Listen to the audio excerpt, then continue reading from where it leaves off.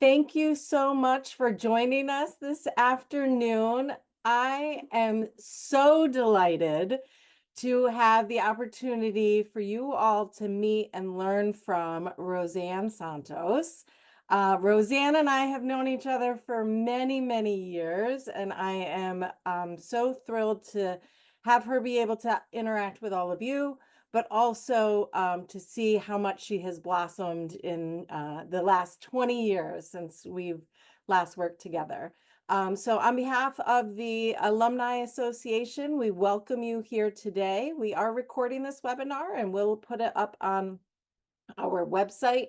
So I know there's going to be a lot of valuable information shared that you're going to want to reflect on later. So please, I will send that link out once we've finished with the webinar. But you don't want to hear from me. You want to hear from Rosann.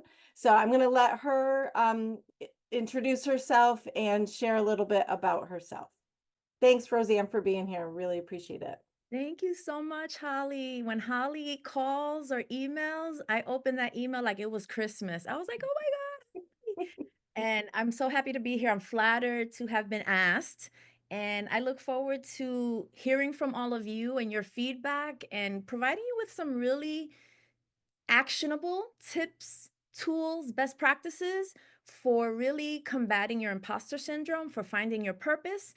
And if you already know your purpose, if you don't have imposter syndrome, I hope you can take some of this and share it with a friend, a daughter, a son, anyone who you think is dealing with kind of these feelings, these fraudulent feelings.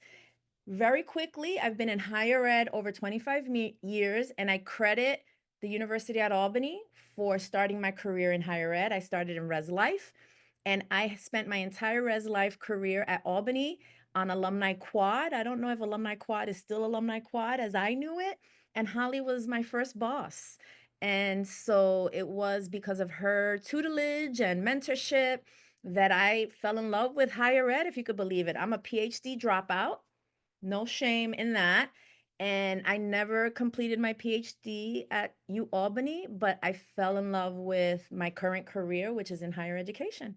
And I'll stop there because I know what you really, really want to know is how to unleash your audacity and say goodbye to imposter syndrome. And the reason that I got into this topic is because I was doing coaching. I'm still, I coach people on the side. Everybody has a side hustle nowadays, right? And I kept hearing people that I saw doing fantastic things in their careers saying that they can't go to the next level. I'm not going to apply for that job. I'm not going to ask that question. I think, I have imposter syndrome. They were telling me these things, and I was like, you do not have what? You're great.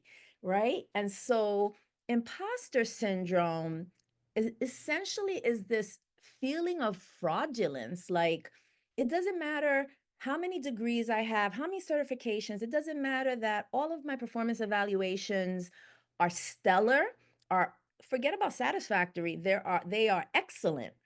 It doesn't matter. I still feel like someone's going to find out that I really don't know anything, that I don't know what I'm talking about, that I just got here because I was lucky, or because someone was being nice to me, or because I had a hookup, right? So imposter syndrome is kind of like this feeling in the pit of your stomach that I am going to be found out in spite of proof otherwise. I quickly want to tell you what it's not. Imposter syndrome is not self doubt. Self doubt is a natural part of our lives. It really is beyond that. It really is a deep seated fear that people are going to eventually find out that you don't belong, that you're not good at what you do, that you've been faking it till you make it, right? I know that's a favorite of ours, but I'm going to give you an alternative to that. It's not a pep talk, right? Oh, I'm going to give you a pep talk. You can do it. High five, girl. You got this. That's wonderful and that's true, but it's not going to help, right? Because I can tell you until I'm blue in the face how fantastic you are. Imposter syndrome, really, you cannot, no one can change your mind except you, right? And so again, I'm going to talk a little bit about some ways that you can kind of reframe your mindset and reframe your paradigms so that you can start moving away from this concept of imposter syndrome. And instead, start thinking about, I have imposter moments. I have moments of self-doubt. And the reality is that's a mindset, and it goes beyond feelings, right? Feelings are always the last things to change. What has to change are your thoughts. And again, we're going to kind of talk about all of that. So I have a poll that I would love to just get a sense of who's in the virtual room. So go ahead and take 30 seconds to identify what you might think. And actually, while you're doing that, I will give you some quick definitions of these in case you want to, you're not sure. So perfectionist, I think you all know what that is. It's not I'm not handing it to my dissertation advisor until, there is not one typo in there. The expert is that person who doesn't feel they're capable of talking about a topic until they have 5 degrees, 5 certifications, they've read 12 books, they've gone to 3 webinars. The natural genius is the person who, the minute I start something, I got to know how to do it. So if I go into a new job tomorrow, if I'm a natural genius, I have to know how to do every piece of the job, right? The soloist, for those of you, a lot of you work alone or you work in isolation, or you don't like to ask for help. It's like, I can do this on my own. I can do it on my own. I don't want to bother anybody. Have you ever said, oh, I don't want to bother them. They got their own thing going on. And then the superhuman is just dun, dun, dun, dun, I can do it all. And I have to do it all because no one else can, right? And then some of you don't have it. So I would love to learn who that is. And maybe some of you are still not sure of where you might fall. So go ahead, now that I've kind of explained those, go ahead and rank yourself. How do you measure yourself? And just pick one, right? This is not about, I'm all of these, I'm terrible, I suck. No, we're not doing that here. We're not doing that here. Just pick one, and then that can give me kind of a sense. Okay. Okay, 2 more people, and then there's 33 of 35. I don't know if that's counting Holly and me. So I can tell you that I fall under the expert. And Holly, if you can vote, if you feel comfortable, that would be great. All right. Excellent. Great. So let's see the poll. Where's everyone? So it looks like we have a tie. No, I don't know which I am. Okay. So you're still trying to, and maybe you don't know what you are because maybe you don't experience imposter syndrome. That's possible. But there's a tie between perfectionist and soloist. And perfectionist seems to be one of the most popular ones whenever you go somewhere, but I'm not surprised that it's on top. And then the soloist, I wonder, I don't have data for this, but I wonder if we've learned to work on our own a little bit more now since the pandemic because of the way things have changed at work. We're working online more. We're doing, if not hybrid, fully remote. So that could be a potential. So listen, I have news for you. 82%, according to recent data, of people, human beings, have experienced imposter syndrome or some type of moment of imposter syndrome. So you are not alone, okay? You are not alone. It's okay, right? What we're going to talk about today is a little bit of the research, what's out there, and some of what those researchers are saying could be cures, right?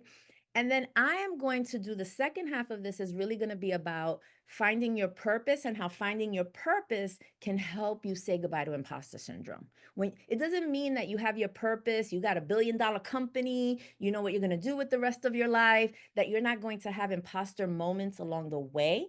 But once you find your purpose, you really understand what your mission in life is, you start to diminish those feelings of imposter syndrome. Thank you, everyone, for sharing. I appreciate that. All right. This is the one question that I have for you. I want you to write this down, take it to memory. I'm not going to ask you to share, but if you look at the previous slide, right? And you are going through a perfectionist frame of mind, an expert, any kind of imposter syndrome feeling, I want you to think to yourself, what is the cost of feeling that way? What is the cost of perfectionism when you're trying to write a dissertation? What is the cost of perfectionism when you have a deadline at work? What is the cost of perfectionism when you're trying to bake some cookies to take to the PTA meeting? What is the cost of that to you? And I'm not going to ask you to share that. I really want you to take a moment to think about that for yourself, right? Because there's a high cost. There's a high cost to companies and organizations. There's a high cost when you play small, right? And I want you to think about that, because that once you start to ask yourself this question and you realize, you know what? I could have applied for that job and I could have gotten it. So what did I lose by playing small? What did I lose by, not allowing my true self to come through? Because I want to be an expert, and I looked at a job description and I saw that I only had expertise in 7 of the bullets instead of 10 on the job description, I didn't apply. What did you lose? Were you going to make $50,000 more? Were you going to get closer to home? Was it going to be a boost to your ambitions and your goals in life? So think about what imposter syndrome, if you indeed feel like this is what you have, think about what the cost is to you and what's going on. Okay. So I want to go through some of the research. There's a lot of research out there, but I'm only going to focus on 2 people who I really like what they have to say, and their information overlaps, so it makes me feel like, yeah, they really know what they're talking about. The first one is Dr. Valerie Young, and she talks about normalizing, reframing, and keep going regardless as solutions to rethinking and reframing your imposter syndrome. So, normalize. Normalize simply means, I just told you 82% of the population has identified with having imposter syndrome at some moment in time, or imposter moments. You can think of famous people. Michelle Obama has talked about it. Sonia Sotomayor has talked about it. Tom Hanks. These people have publicly talked about it. The CEO of Starbucks, I read in Forbes magazine, he talked about it publicly. And one of the things that's important for you to think about when you normalize is really, how can you not? Right? How can Michelle Obama not have imposter syndrome? She was the first Black first lady. There's no one who's ever done it. Sonia Sotomayor, how can you not? She comes from, she's from the Bronx. She is quoted as saying when she hit the campus of Princeton, she thought she was in an alien land, right? How can you not if you're the first, right? If you're the only, if you're the youngest, if you're the oldest, whatever it is. So start to normalize it. Start to remember that 82% of people have said that they've experienced imposter syndrome. So you are among great company. Hey, you're among Tom Hanks, Michelle Obama, Sonia Sotomayor. I can't remember his name, but the CEO of Starbucks, right? You're among great company. The second thing that she says is reframe the thoughts. So if you're a perfectionist, let's take the perfectionist for example. Obviously, perfectionists, they don't want to let go of something until it is perfect. What if I told you, and some of you might be like, clutch my pearls. What if I told you it's good enough is okay? What if I told you it's good enough? Now, let me give you some nuances here. Do we want our brain surgeon to not be perfect or perfectionist and say, "Oh, this is good enough"? No, I'm not talking about that. Do we want our pilots on our way to the Caribbean to say, "This is good enough"? No. We're not talking about these extremes. We're going back to this normalized. We're talking about kind of the normal day to day. You don't have to be perfect in the mundane, in the normal day to day things. Do you want your dissertation to be close to perfect? Sure. But there's editors, that the minute you hand it in, you think it's perfect and you hand it into that committee, is coming right back with a lot of red marks. So it's okay. I'm going to give you the example of this presentation. If I was in perfectionist mode, I would have been up till 5 o'clock this morning. Why? Because I was unsatisfied with this white background. I was like, what am I going to do? This is so boring. I had to it's good enough, right? You're here. You probably weren't even thinking about that until I mentioned it, right? to you, it's clear. There's a few words on the screen. It's not overload, a nice little picture of Valerie, who I happen to know personally, and the title of her book, right? So you have to start to reframe. It's good enough. I'm good. The expert, let's reframe the expert. Those of you who think, I know I always think of myself that way. The expert thinks that they're going to get to the end of the internet, right? That's the expert's mentality. I have to learn all of it before anybody knows what I know, or before I can really go out there and get on a stage, right? I have to know everything that's out there, and it's impossible. The reframe is that learning is a good thing. I'm going to be learning every day, all day of my life, and I should embrace that. I don't have to be the expert. In the end, I know more. If I'm being invited, for example, to speak in a meeting or to speak on a stage like I am today, the assumption is that I probably know just a little bit more than the audience. And so I don't need to get to the end of the imposter syndrome internet, or there's a ton of books and articles. I don't need to read all of it. I've read enough. I've done my research. I've done my work. I've done my homework. And here I am sharing with all of you. Am I going to make a mistake? Sure. Are some of you going to disagree with me? Maybe. It's okay. The soloist, and I'll stop there, but the soloist wants to do everything on their own. And the reality is, many of you might be in higher ed. I'll take higher ed as an example. What do we tell our students? Use the tutoring center, use the writing center, go to your faculty members' office hours. We're not going to do it alone. It's okay to ask for help. As a matter of fact, you pay a lot of tuition to have these services to help you succeed, right? And so think about how you're reframing and the thoughts that you're having about being a perfectionist, an expert, a natural genius, a superhuman, right? And then the third one that she argues is a cure is to keep going regardless. So this is a reframe on the fake it till you make it. She doesn't want you to say fake it till you make it, because there's like connotation like you're faking, you're still saying you're a fraud. No, you keep going regardless. You keep going regardless. You keep moving forward, right? This is really big when people start to think about their performance evaluations. It's like, oh my goodness, they critiqued me. It's not good enough. So that means I'm not good enough. No, you keep going. They critiqued you. Take that as a gift. That's a reframe, right? You get feedback. It's a gift. It's not that you're unsatisfactory. It's just that one particular thing. We want you to work on it because we care about having you here for the long haul, right? So it's about reframing, keep going, normalizing. The second person that I just want to introduce you to is Dr. Lisa Orbit Austin. Now, the difference between the two is Valerie is a researcher and Lisa is a psychologist. So she comes at this from a therapeutic point of view. And I'm only going to focus really quickly on clarify. She is asking those of us who have imposter syndrome to really clarify what's going on.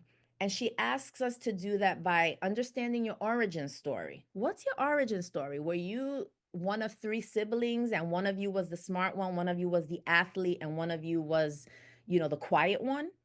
And is that feeding into our imposter syndrome? She wants you to think about what's the narrative in your head. What stories are you telling yourself about being the smart one, the athletic one, or the one who listens all the time, right? And then she has two other solutions of choosing, right? You have to choose what you're going to believe about yourself, and then creating opportunities for yourself to thrive. And in each one of these, she has three solutions. So, we don't have time to go through all of them, unfortunately. I have like a 90-minute workshop on imposter syndrome. And so I invite you to kind of read their books. If you don't like to read, they have TED Talks, both of them, which are like 15 minutes each. Get to know them. They're on podcasts, they have articles, they're on LinkedIn, they have websites. So learn a little bit more about different ways to think about this imposter syndrome that you're faced with. All right. Now I'm going to ask Holly to put up another poll. Do you know your purpose? Do you know your purpose?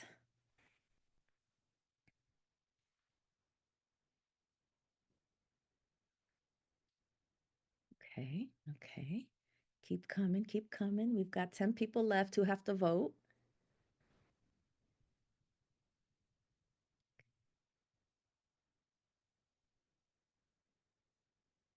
Well, 70, okay, okay. All right, here we go. We are almost at 50-50 of those of you who participated. 16 of you said, yes, I am ready. And 15 of you said, not even close. Okay, so let's explore that a little bit, right? Because I do want to leave time for questions at the end. And I do, hopefully we have time for some participation in the chat of another question that I'm going to ask. So what I am arguing, so this is where my point of view comes in. I've done the research. I share two people that I admire and that I like the work that they're doing around imposter syndrome. And I firmly believe that when you start to understand your purpose, you start to diminish those imposter thoughts. Now, it doesn't mean that you won't have imposter moments, right? But I do believe that those feelings will start to diminish and maybe even go away to a point where you can mentor others once you start to really understand your purpose. So this is, we can't do breakout rooms because it's a webinar. So I apologize. I thought we were going to have like a meeting. I was going to see all your faces.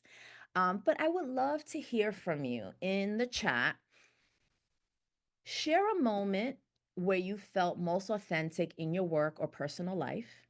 What were you doing and how did it make you feel? If it's too much to type, maybe Holly, we can take one or two people if we can unmute them, if they're willing to share for like 2 minutes, right? Share a moment when you felt most authentic in your work or personal life, and what were you doing and how did it make you feel? Is there anyone who feels comfortable sharing? You do know quite a few people in here, so I might be able to just You're gonna unmute call on them. somebody? Daphne, I'm coming for you. All right, welcome, Daphne. Oh my. I wasn't ready. Sorry, Daphne. Hey, it's okay. We're amongst friends. That's okay. So share a moment where I felt the most authentic in work or in a personal life. I would say that even among work, family, and friends, whenever I make a mistake, although internally, and this has happened in the past where wherever I make a mistake and someone else has to fix it, and I don't have the power to um to resolve the situation myself and I have to involve others in my era, that's perhaps the most vulnerable and perhaps the most authentic that I've had to become, Okay. because here I am now completely exposed and now I need help in order to resolve a matter. And now I feel awful, not only that I made this error, but now that I've taxed my error to someone else to have to fix. Okay. Well, thank you for the vulnerability there. And I'm No sure, worries. no, I'm sure those people love you and they're okay with helping. So Right, right. this is where the reframing comes in. Thank you so much, Daphne. Anyone else? Anyone feel, when do you feel the most authentic? Think about the things you're good at. Let me ask it in a different way. Think about the things that you're good at. When you're doing that thing, what is that thing and how do you feel?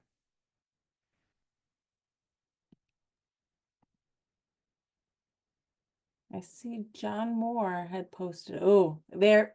This was the one I was gonna call on, Rosann. You know this person very well. Yeah, is So it Jermaine? it is Jermaine. Jermaine, let's get him off mute because I want to hear about these cooking, these dinner parties. All right, Talk Jermaine. to me about that.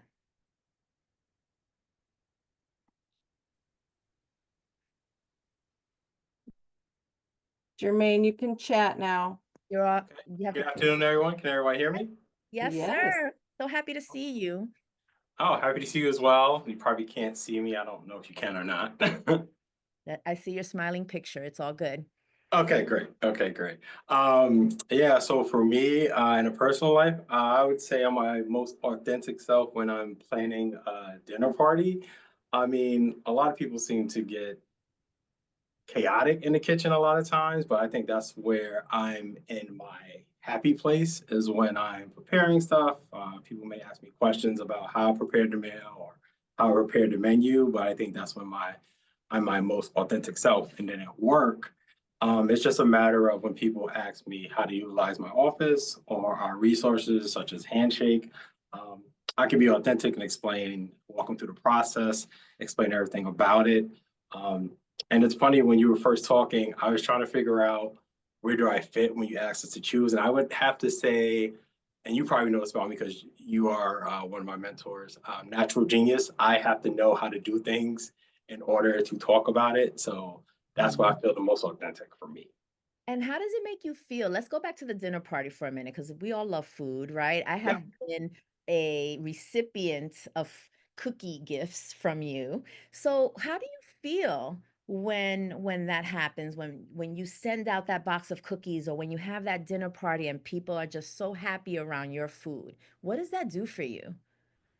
Well, it does make me feel really good about myself. Some people actually say I'm glowing when I'm doing it. Love, Um, I love it. Yeah, some people say I actually have tunnel vision because there'll be people asking me questions as I'm doing my thing in the kitchen, and I can't really hear them because I'm so focused on preparing something that everything else is kind of outside of that realm, so to speak. So that's Thank typically how I feel. Thank you, and thank you for sharing. Thank you so Yeah, much for you're that. And welcome. I love what you said, glowing. I love that. Why? Because when you're glowing, when you're so involved in an activity because you're so good at it or you're a natural talent or you just have fun with it or you even want to learn with it. I know that Jermaine says he feels like he wants to be a natural genius, but I'm sure that when he wants to try a new recipe, he is open to learning. So you look up a recipe, you look for how are you going to make it your own, right? So that keeps him open, and that helps him reframe this whole natural genius piece of it. Thank you, everyone. I appreciate that. And I want But you to think, yes, go ahead. sorry, I just wanted to know if I could share. Please. I Is would love, that okay? absolutely. So for me, I've learned over the years, I always thought it was helping people, but more specifically, what I like is connecting people. So I have learned that I'm somewhat of a promoter, and so I like seeing what Mm. other people's strengths are or what they would like to learn. And if I know somebody that might be able to assist them, that could help them with either networking or whatever, that's what really brings me joy. Excellent. And I've seen you do it, and I've seen you glow when you Yeah. do it. And Nicole, thank you for sharing that in the chat as well, Nicole Clemens, because I'm there with you. I did 2 group coaching sessions yesterday, and I left so invigorated from those conversations that I know that that is part of my purpose to really do these kinds of provide spaces for people to share how to combat whatever it is they're going through. I do a lot of career coaching, so I help people kind of get unstuck. And I love it when people have that glow, when they have that light bulb moment. It just puts me in a whole nother space, right?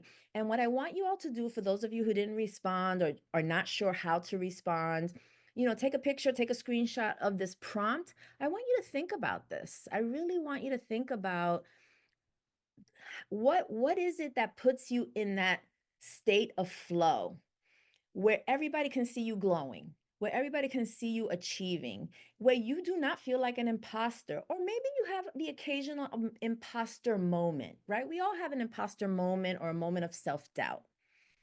What is that thing for you? And that is a hint to your purpose. At least I believe so. I really believe so.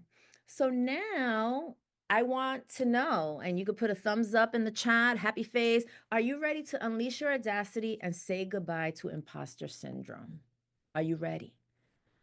Right? Let's make believe the Great Dane is here. Are you ready? Yes, Rebecca said yes. And guess what? There is only one answer, right? It is only one answer in that poll. Yes and yes, right? Even if you're in your mind, you're like, oh my God, I want to say no. I am here to force you into that yes, right? There is no shame. There is none of that. Yes, there is disappointment because I do want to make that nuance, right? Yes, we can be disappointed once in a while. That's natural. We're not perfect. Again, we're not perfect, but that doesn't mean we have to be ashamed of ourselves or ashamed of our work, right? I am sure, and I'm sure it hasn't happened in a long time, but I am sure that starting out, or even not starting out, Jermaine, maybe his attention moved away and he burned something. God forbid. I know that doesn't happen often, but he may have burned something and he had to start all over again. There's no shame, right? A little disappointed because, materials are expensive, food is expensive, but you just start over again. And no matter what, those cookies are going to be amazing. That steak is going to be amazing, whatever it is. You keep going regardless, like Valerie said in her solutions, or the way Lisa Orbe talks about it in her solution set. You change the narrative. You change what they call automatic negative thoughts, right? You reframe all of that in your head. And I know this is going to be controversial. Forget your feelings for a minute. Reframe your mindset. Feelings are always the last thing to change, right? And we just have to be, as human beings, we just have to accept that feelings are the last things to change. But we can change our thoughts relatively quickly, right? And I don't have the time here to go through a lot of mindset exercises. There are a ton of books out there. Obviously, Dweck's book is the most famous about growth mindset, and that's not what we're here to do. What I want to now do to help you unleash your audacity and say goodbye to imposter syndrome is I want to give you some real actionable steps that you can take when you hang up, when you log off, that you can take today to start trying to discover your purpose to help diminish imposter feelings and imposter syndrome. Now, I do want to say before I move on, I want to give a couple of other nuances. The original terminology was imposter phenomenon. Somewhere along the line, you know how the English language is, you know how popular culture is, things get shifted. It used to be called imposter phenomenon. It is not a syndrome. It is not something that's in the DSM, which is that book that people who are doctors and psychologists look at to diagnose. It's not diagnosable. You can't use your health insurance to fix it. And I am not here to fix it, right? I am here to share with you tools and activities that you can do to start saying goodbye to it, to start diminishing it. Because as I've mentioned multiple times, we all have self-doubt once in a while. We all have moments of imposter feelings, and that should not stop us, right? So here are some actionable steps, and then I'm going to open it up to questions, comments. Identify natural talents that create a yearning. This comes right out of the Clifton Strengths Finder. I saw someone in the chat put that learning was their strength. So for those of you who have done the Strengths Finder, you've heard this language before. For those of you who haven't, it's just one of the many assessments out there. Myers-Briggs, DISC, Strengths Finder happens to be my favorite. It spits out your top 5 strengths. And then you start to view your life around how you are strong versus viewing your life from where you have deficits. That's kind of the whole philosophy of my practice of doing coaching. I want people to see themselves from a place of strength. I want them to see others from a place of strength and not a place of deficit. We will drown if we continue to look in the mirror and look for everything that's wrong with you. We'll drown. It's not worth it. And I ask you the question, what is the cost? We go back to that question. What's the cost of doing that? And I use the mirror as a metaphor, right? I know what I don't like about my face. I know what I don't like about my hair. I see the grays coming in. I know all of that.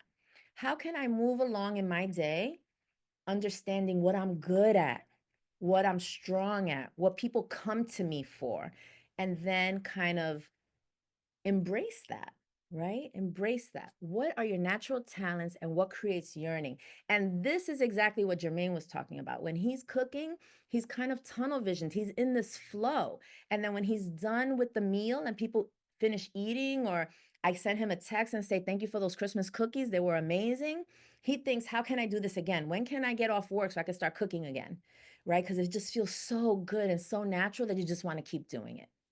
So what is that for you? The second one, now I'm moving into the 7 habits, right? For those of anyone who has heard of it, who has it collecting dust, you need to read the 7 habits. It is the seminal work that I recommend everyone read. And using proactive language is from habit number 1, be proactive. And all this is stop the negative self-talk. I'm a fraud. I'm a fake. They're going to find me out. They're just being nice to me. I got this job because no one else wanted it. If any of this resonates, I want you to flip the script on that. I don't care if you have to put Post-its. I don't care if you have to use lipstick and put it on a mirror. I don't care if you need an alarm to be set that reminds you to have a self-affirmation. Whatever it is you need to do. And it can't come from anyone else, because what I said in the beginning was that with imposter syndrome, it doesn't matter how many times I tell you you're fantastic, you are not going to believe me. This is all self-work. You have to do this for yourself. So proactive language, you know what? There's 10 bullets on that job. That job has my name written all over it. I know how to do 7 of those things with my eyes closed. And guess what I could do with the other 3? I can learn them because I know how to learn. I'm smart, right? So that's proactive language. That's reframing the negative thoughts in your brain. This is habit 2 of the 7 habits. Begin with the end in mind. Do you have a mission statement? I don't know if people want to give me like a little thumbs up in the chat if you've done a mission statement before. If you've done a mission statement in your church, in school, just on your own, I don't know, Res Life training, if you've ever done a mission statement ever in life, I just want to get a sense in the audience. Just give me a little thumbs up in the chat.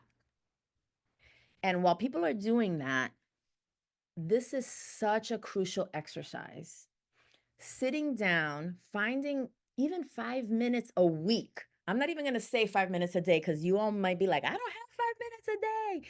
But you can find 5 minutes a week. And I'm going to be a little like out of the box and say, even if you're sitting on the toilet, you can find 5 minutes and jot down some thoughts about your mission statement, right? Do you need to include anyone else, right? So if you have a family, I have a son, or, if you have a husband or a wife or a spouse, does the mission statement need to include them, right? You want to think about all of those things and really think about, what is your mission? What were you meant to do? There's that quote from Mark Twain. I started something about the most important days in your life and when you're born and when you figure out what you're supposed to do with that life that you've been given, right? So think about a mission statement. Don't wait for work. Don't wait for an exercise at church. Take a few minutes, sit down, think about that mission. What is that? Think about the statement, the prompt I gave you earlier. When do you feel most authentic? How were you feeling at that time? And, as Holly says, she goes, it's not just that I want to help people. I like to connect people. And what I want to say to you as you're writing your mission statement, I want you to stay away from the word, I care about people and I want to help people. Yes, that's beautiful and it's important. It is not profound enough. There's no one in this chat that doesn't want to help someone. I'm sure of that. Whether I know you personally or not, I know there's no one on this call who doesn't want to help someone. It has to be beyond that. And I know that you all care about so many things. Listen, I care about kids. You are not going to find me opening a daycare. That's just not going to happen. So yes, I care about children. I care about mine, but I don't want to do work with children. What do I care about? I actually care about people in their careers. Why? Because one time I saw Bureau of Labor Statistics data. I know, total geek moment.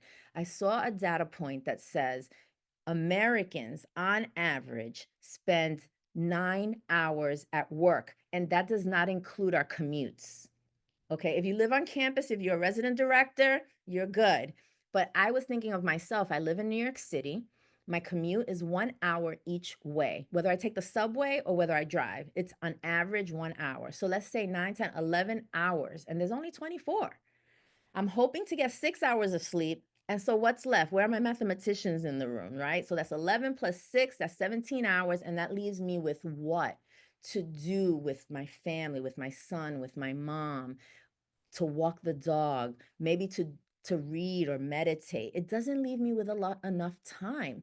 So I think that if we don't have meaningful careers, we're going to really harm ourselves from a physiological and mental health perspective. So at some point along my journey, I realized that that was the pain point that I saw, and that was the pain point I wanted to solve. And that is where I have found my purpose, and my mission is helping people see what they're good at, what they're strong at, and to not focus so much on their deficits. So I want you to think about a mission statement. Set true lead measures. Now I'm talking technical. This whole concept of lead and lag measures, it really boils down to goals, right? But I want to give you language that's different from the stuff you're used to hearing all the time, because it's almost like you don't hear it anymore. Set goals, set goals. I want to lose 50 pounds by the summer. That is a goal. But really, a true goal is I want to eat X number of calories for the next 6 months. Why? Because it's predictable and it's influenceable. You can predict how many calories you put in your mouth, and you can influence if you get to that 50 pounds by July, right? You can say, I want to have a barbecue on June 21st. You can predict it. I got the date. But I'm sorry, you can influence it by setting the date. You can't predict what Mother Nature is going to do on June 21st.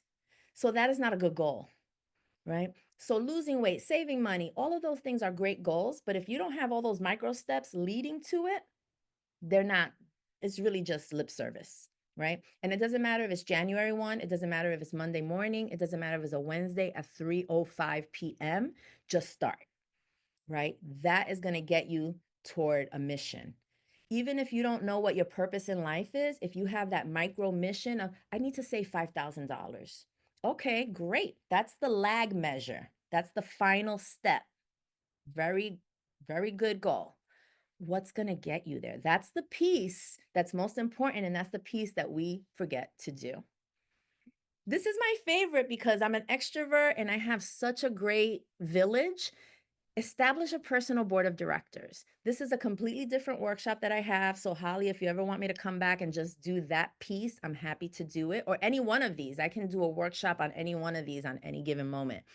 Establish a personal board of directors. Who are those 3 to 5 people who are not going to yes you to death, who are going to give you constructive feedback, who are going to tell you when you mess up, and they're going to tell you when you're great. Eventually, you'll hopefully start to believe them, right? These are actionable steps. Who are those people, right? And then this is, to me, this is kind of the it piece, right?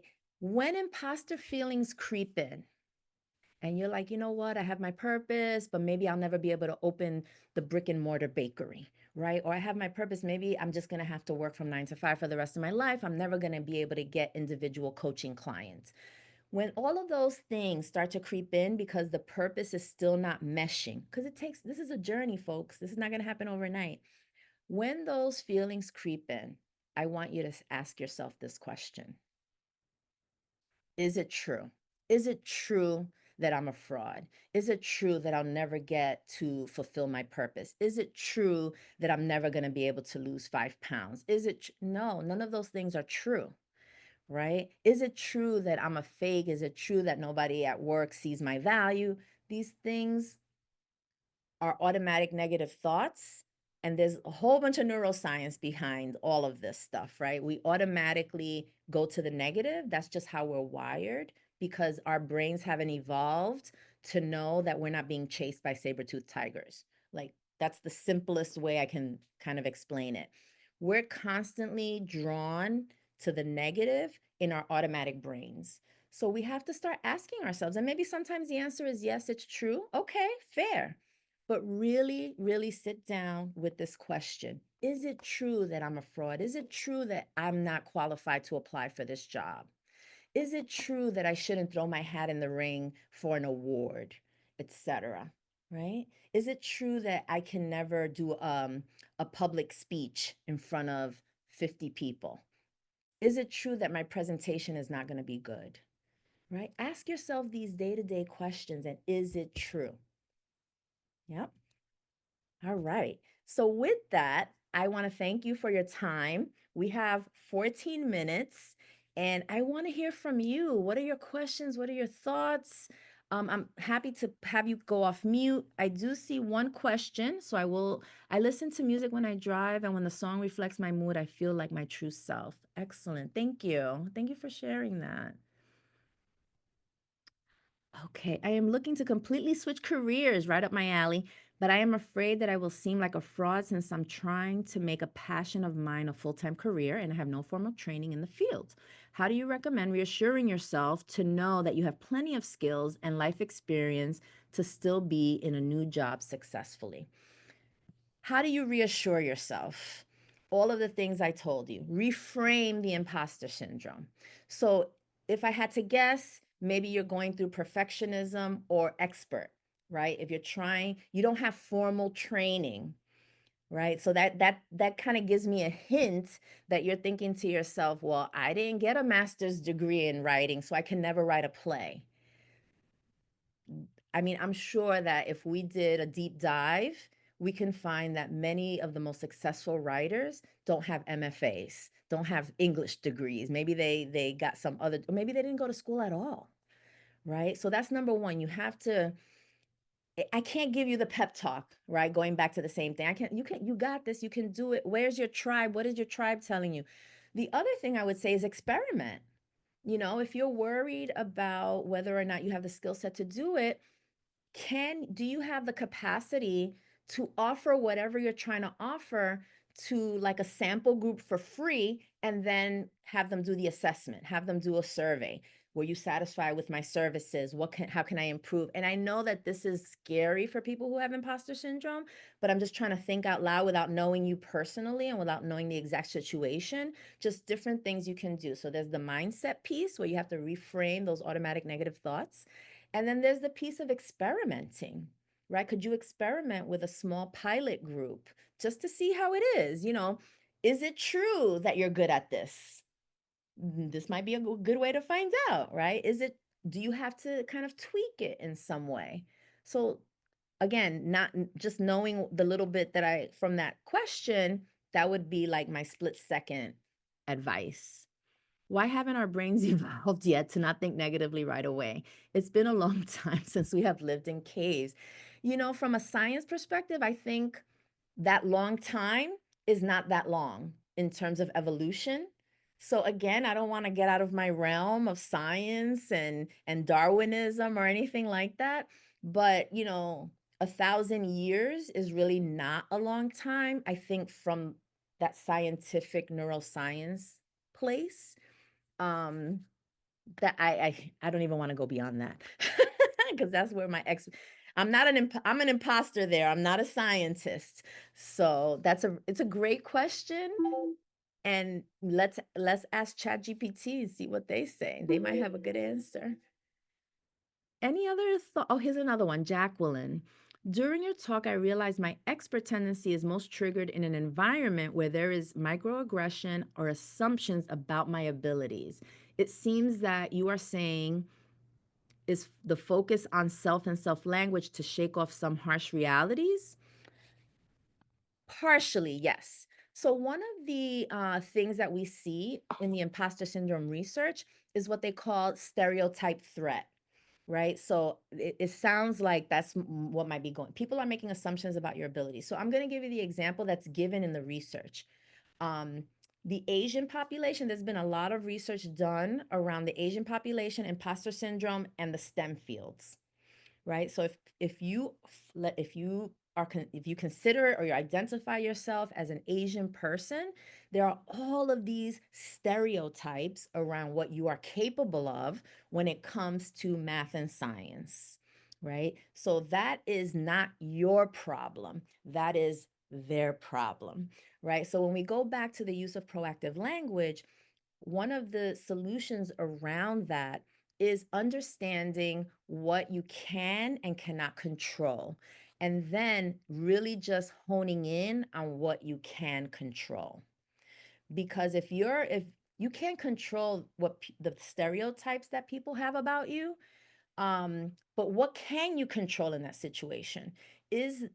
Are you in Are you in a place, in a situation where you could sit down with someone to have a conversation? You might not be. I don't know how safe you are in that space. If you are relatively safe, there might be an opportunity for you to have a conversation with the microaggressor. If you're not safe, then that's something else. You might have to go beyond, you might have to go to HR.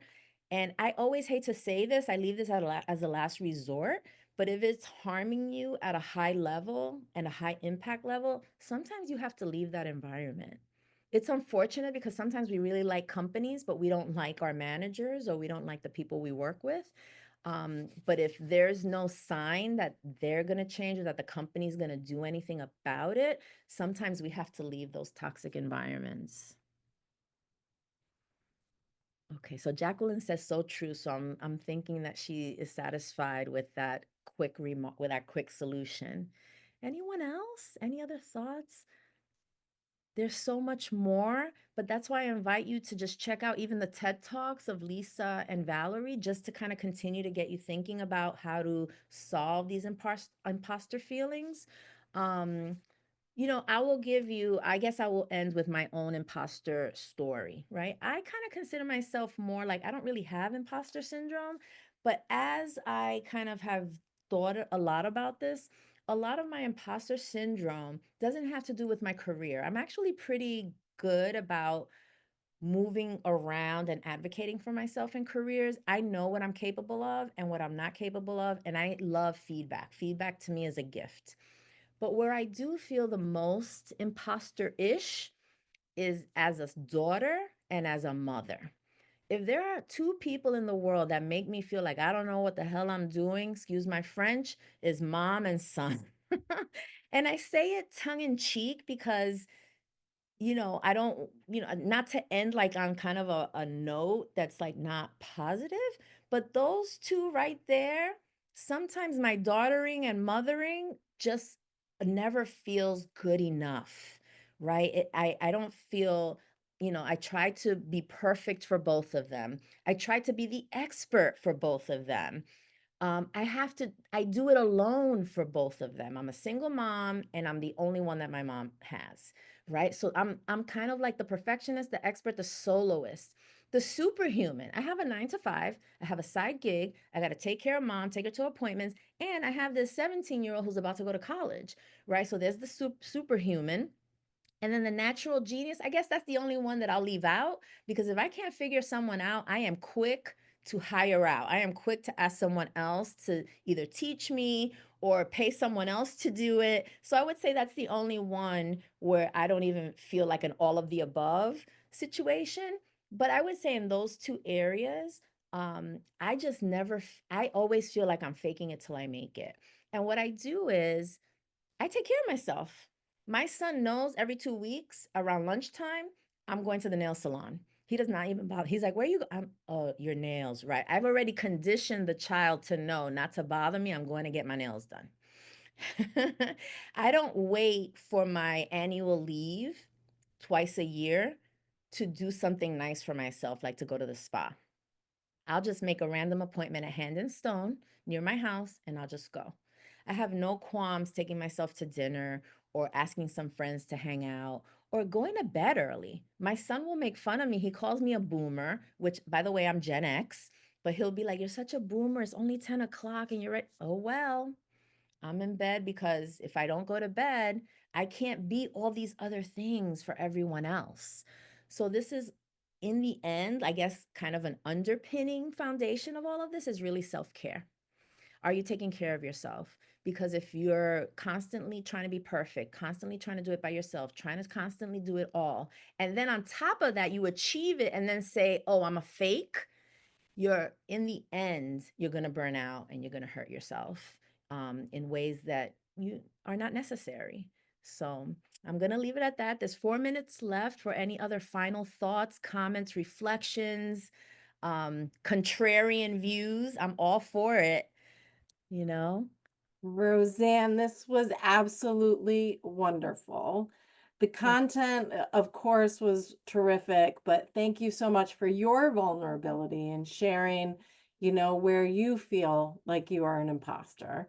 And I'll say it to you because, when you have those doubts and those voices in your head, I'll just let you know that Holly Barker Flynn knows that you're a great mom, knows that you're a great daughter, and that those are just moments where, everything is getting to you. It's a lot of pressure. And, it's a lot of pressure on all of us these days. There was somebody who talked about the socio-political climate, and we're not getting into politics here, but we're all going through a lot right now. Coming out of the pandemic, I think a lot of the imposter syndrome started to breed even more in all of us.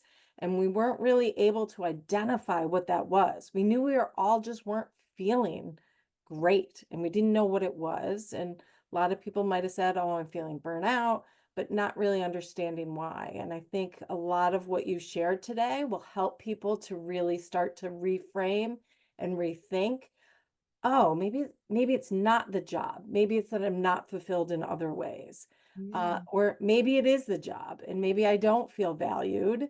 And people aren't taking me as seriously as I think I should be. And so then maybe that is an actionable item for people to say, maybe it's time Absolutely. to And in follow my passion.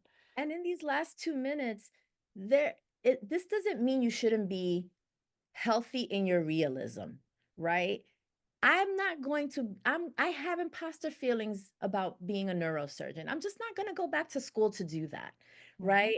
I'm not good at household handyman. I'm not going to watch YouTube to fix my plumbing. I'm not going to do it, And so there are certain things that I might try, but I'm not those are the extremes, right? I'm not saying that's not what I'm talking. I'm not actually talking about being a real fake. But I am saying, many of you who know me on this screen know that I used to be a lot bigger. I have lost 100 pounds and kept it off in 10 years. And I used to say, if I can do it, anybody can. And that kind of diminishes the accomplishment, right? Someone put in the chat, I have all these goals. They met my expectations when I solved them, but I'm still not satisfied. And, have that conversation with yourself. It's okay. You did it. If everyone could do it, everyone would.